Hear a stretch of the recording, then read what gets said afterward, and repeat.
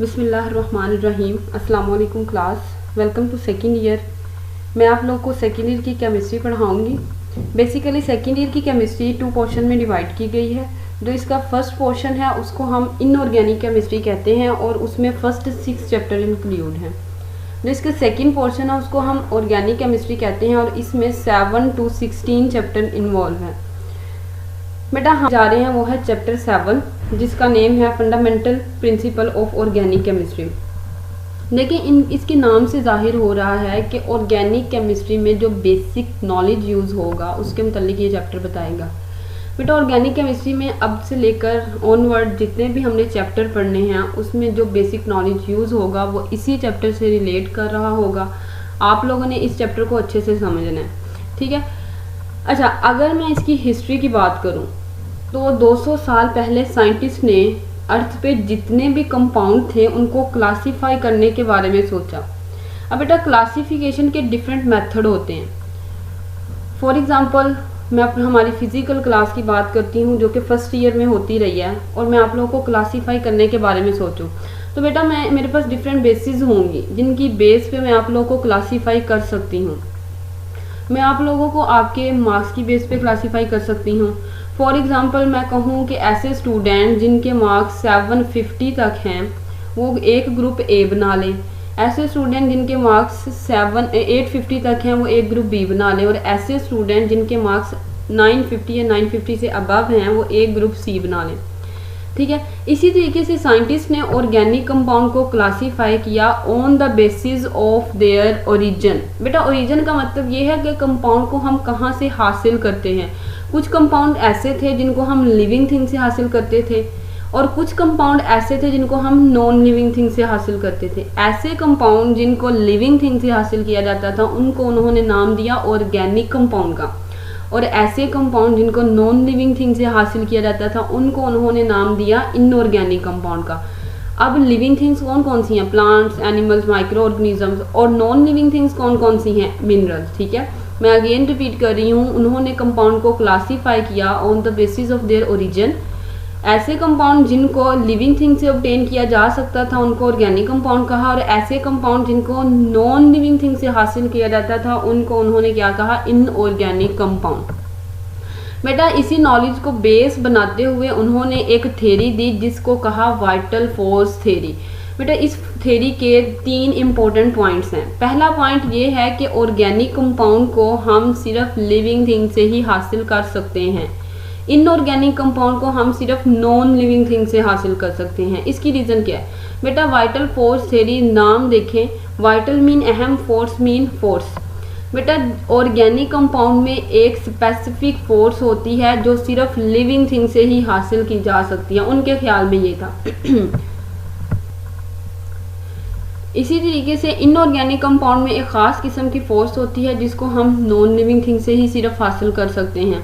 तो first point ये था कि organic compound can only be synthesized from living things और inorganic compound can only be synthesized from non living things. इसका third point ये था बेटा, जो कि आप लोग को डायग्राम भी शायद शो कर दे, कि अगर हम चाहते हैं कि ऑर्गेनिक कंपाउंड को इनऑर्गेनिक कंपाउंड से प्रिपेयर करें या इनऑर्गेनिक कंपाउंड को ऑर्गेनिक कंपाउंड से प्रिपेयर करें तो ऐसा पॉसिबल नहीं है।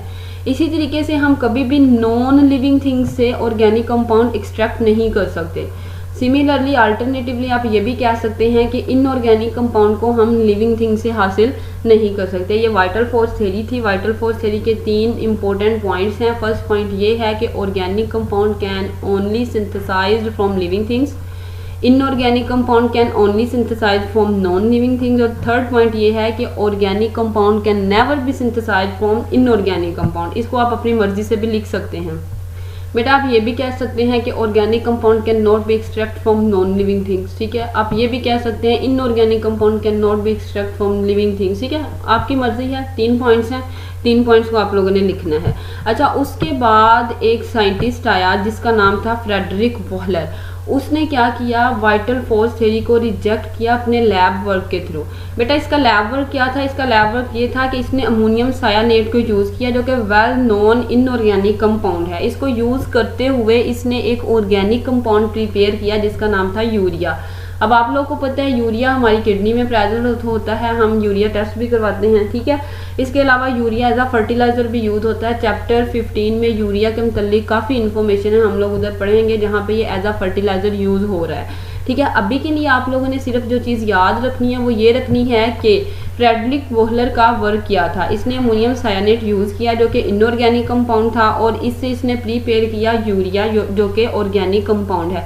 बेटा ये मैंने स्ट्रक्चर दिया हुआ है यूरिया का और ये अमोनियम साइनेट का, आप लोगों ने जस्ट इसको एक दफ़ा देखना है, इसके बारे में इतना ज़्यादा परेशान नहीं होना, ठीक है। जब हम ऑर्गेनिक केमिस्ट्री पढ़ेंगे तो ये आप लोग को याद हो जाएंगे, ठीक है, वक्त के साथ साथ। ये N है नाइट्रोजन, इधर कार्बन होती है, कार्बन के साथ ऑक्सीजन होती है। चूंकि ऑक्सीजन की वैलेंसी पूरी नहीं है तो इसके ऊपर नेगेटिव चार्ज, और इस नेगेटिव चार्ज को सेटिस्फाई करने के लिए NH4 के ऊपर पॉजिटिव चार्ज है, ठीक है।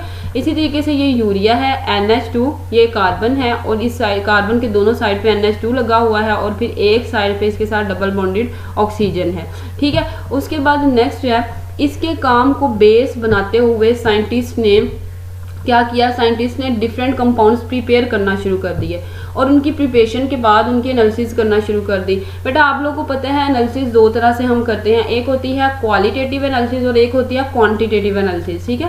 क्वालिटेटिव एनालिसिस में हम देखते हैं कौन कौन से एलिमेंट प्रेजेंट है, और क्वांटिटेटिव एनालिसिस में हम ये देखते हैं कि उन एलिमेंट्स की परसेंटेज क्या है, ठीक है। तो इस साइंटिस्ट ने क्या किया, कंपाउंड्स को प्रिपेयर किया और उनको एनालाइज किया। एनालिसिस के रिजल्ट जो उनके सामने है आए वो ये थे। बेटा उन्होंने देखा कि जितने भी कंपाउंड्स हैं ऑर्गेनिक कंपाउंड, उनके अंदर कार्बन हाइड्रोजन ज़रूर प्रेजेंट होता है, और तीसरे नंबर पे जो एलिमेंट्स हैं सल्फर ऑक्सीजन नाइट्रोजन ये भी प्रेजेंट हो सकते हैं, और ये रिप्लेसेबल होते हैं। रिप्लेसेबल का मतलब है कभी सल्फर होगा, कभी ऑक्सीजन होगा, कभी नाइट्रोजन होगा, कभी इनमें से कोई भी नहीं होगा, ठीक है। तो ऑर्गेनिक कंपाउंड ऐसे कंपाउंड हैं जिसमें कार्बन होती है, हाइड्रोजन होती है, या इनमें से कोई एक एलिमेंट होगा या नहीं भी हो सकता। बेटा आप लोगों ने मैट्रिक में 10th क्लास में हाइड्रोकार्बन जब पढ़ा था होमोलोगस सीरीज, तो उन्होंने उसमें आप लोगों ने कंपाउंड्स पढ़े थे CH3 इथेन, CH2 इथीन, ठीक है। अब देखें ये ऑर्गेनिक कंपाउंड ही थे, लेकिन इनमें इन कंपाउंड में से कोई भी एलिमेंट प्रेजेंट नहीं था, सल्फर ऑक्सीजन नाइट्रोजन में से कोई भी एलिमेंट प्रेजेंट नहीं था, ठीक है। इसके अलावा उन्होंने देखा कि ऑर्गेनिक कंपाउंड के अंदर जो फोर्सेस हैं वो इनऑर्गेनिक कंपाउंड से रिलेट कर रही हैं। बेटा फोर्सेस से मुराद क्या है, आप लोगों ने फर्स्ट ईयर में चैप्टर 6 में बॉन्डिंग पढ़ी है, केमिकल बॉन्डिंग, उसमें आप लोगों ने देखा है डिफरेंट टाइप्स ऑफ बॉन्ड्स होते हैं, आयनिक बॉन्ड्स होते हैं, कोवलेंट होते हैं, कोऑर्डिनेट कोवलेंट होते हैं। बेटा आप लोगों ने देखा था कि आयनिक बॉन्ड तब बनता है जब एक मोस्ट इलेक्ट्रोनेगेटिव एटम एक मोस्ट इलेक्ट्रो पॉजिटिव एटम के साथ जाके अटैच होता है, ठीक है, उसको हम बोलते हैं आयनिक बॉन्ड। लेकिन बेटा अगर आप ऑर्गेनिक कंपाउंड देखें तो ये कार्बन और हाइड्रोजन के ऊपर कंसिस्ट कर रहे होते हैं। तो देखिए कार्बन की जो इलेक्ट्रोनेगेटिविटी होती है वो भी कम है और हाइड्रोजन की भी कम है, ठीक है। तो इनके दरमियान जो इलेक्ट्रोनेगेटिविटी डिफरेंस है वो 1.7 से कम ही होता है, जिसकी वजह से इनके अंदर जो बॉन्ड की नेचर है, जो फोर्स की नेचर है वो कोवलेंट फोर्स होती है, कोवलेंट बॉन्ड होता है, और इनऑर्गेनिक कंपाउंड से मिलता जुलता है, ठीक है। देखिए आयनिक बॉन्ड कब बनता है, जब इलेक्ट्रोनेगेटिविटी 0.7 से ज़्यादा हो, ऐसे ही है, और जब 1.7 से कम हो। तो बेटा इनके दरमियान जो इलेक्ट्रोनेगेटिविटी डिफरेंस है वो 1.7 से कम होता है। यही रीज़न है कि इनके अंदर जो नेचर ऑफ फोर्सेस हैं वो कोवलेंट फोर्सेस हैं, इनऑर्गेनिक कंपाउंड से मिलती जुलती हैं, ठीक हो गया। उसके बाद नेक्स्ट ये सारा काम जो इन्होंने किया, इसको बेस बनाते हुए उन्होंने सोचा कि हमें ऑर्गेनिक केमिस्ट्री को रीडिफाइन करना चाहिए, ठीक है। रीडिफाइन का मतलब उसकी डेफिनेशन दोबारा से बनानी चाहिए। तो उन्होंने फिर ऑर्गेनिक कंपाउंड की डेफिनेशन कुछ इस तरीके से बनाई। अच्छा, ऑर्गेनिक कंपाउंड की जो उन्होंने डेफिनेशन बनाई वो ये थी कि ऑर्गेनिक केमिस्ट्री की वो ब्रांच है जो कि ऑर्गेनिक कंपाउंड को स्टडी करती है। और ऑर्गेनिक कंपाउंड कौन से कंपाउंड है, ऐसे कंपाउंड जिनमें carbon, hydrogen and their derivatives. बेटा डेरिवेटिव्स तब आएंगे जब एक हाइड्रोजन रिप्लेस कर दी जाएगी नाइट्रोजन से, एक कार्बन रिप्लेस कर दी जाएगी नाइट्रोजन से, ठीक है। अब फॉर एग्जांपल आप लोगों ने मैट्रिक में प्रोटीन का चैप्टर पढ़ा था, उसमें आप लोगों ने ये ग्लाइसिन अमाइनो एसिड पढ़ा है, ऐसे ही है। अब देखिए बेटा ये जो ग्लाइसिन अमाइनो एसिड है इसके अंदर NH2 नाइट्रोजन है, CH2 कार्बन है, C double bond O oxygen है, और साथ में हाइड्रोजन्स भी हैं। और ये ग्लाइसिन एक ऑर्गेनिक कंपाउंड है, ठीक है। इसी तरीके से आप लोगों ने इथाइलामाइन भी पढ़ा होगा, जिसमें CH3 CH2 NH2 है, इसमें कार्बन है, हाइड्रोजन है, नाइट्रोजन है, और ये भी क्या है, ऑर्गेनिक कंपाउंड है। तो देखिए डेफिनेशन आप लोगों की सामने है और कंपाउंड भी मैंने आप लोगों को दिखा दिए हैं।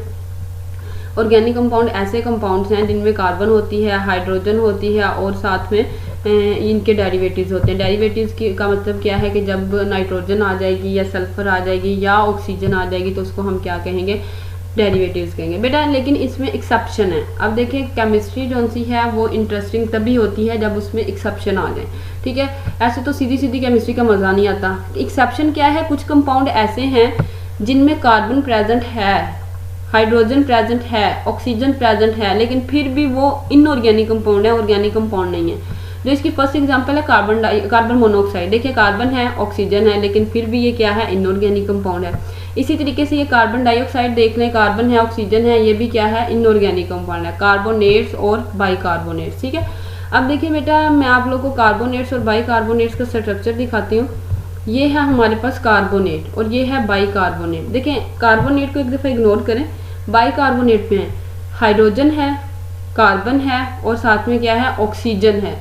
अब देखिए इनमें तीनों एलिमेंट प्रेजेंट हैं, कार्बन भी है, हाइड्रोजन भी है, ऑक्सीजन, लेकिन स्टिल ये क्या है, इनऑर्गेनिक कंपाउंड है। रीज़न क्या है बेटा, आप लोग इनऑर्गेनिक के चैप्टर 4 में इसकी रीज़न पढ़ेंगे। जब आप लोग कार्बन मोनोऑक्साइड कार्बन डाइऑक्साइड के अंदर बॉन्डिंग वगैरह के मतलब पढ़ेंगे तब आप लोगों को इसकी समझ आ जाएगी, ठीक है। तो ये है। अच्छा आज ही लेक्चर में जो इंपॉर्टेंट शॉर्ट क्वेश्चन है वो मैंने आपको बता दिए हैं। एक है वाइटल फोर्स थ्योरी है, शॉर्ट में पूछ लेते हैं what is vital force theory, और दूसरा है वर्क ऑफ फ्रेडरिक वोहलर। और बेटा ये जो चीज़ है जो अभी मैंने आप लोगों को बताई है ये MCQs पॉइंट ऑफ व्यू से इम्पोर्टेंट है। पूछ लेते हैं कि which of the following is not an organic compound. तो इनमें से कोई एक ऑप्शन दिया होता है, बाकी ऑर्गेनिक कंपाउंड जो उनसे वो होते हैं, लेकिन इनमें से एक जो उनसा है वो दिया होता है। तो आप लोगों ने क्लिक करना होगा कौन सा इनऑर्गेनिक कंपाउंड है, ऑर्गेनिक कंपाउंड नहीं है। ये चीज़ इंपॉर्टेंट है MCQs पॉइंट ऑफ व्यू से। और short question vital force theory क्या होती है और फ्रेडरिक वोहलर का काम क्या था, या ये भी पूछ लेते हैं कि वाइटल फोर्स थ्योरी को किसने रिजेक्ट किया, ठीक है। तो आज के लिए इतना ही काफ़ी। अल्लाह हाफिज़।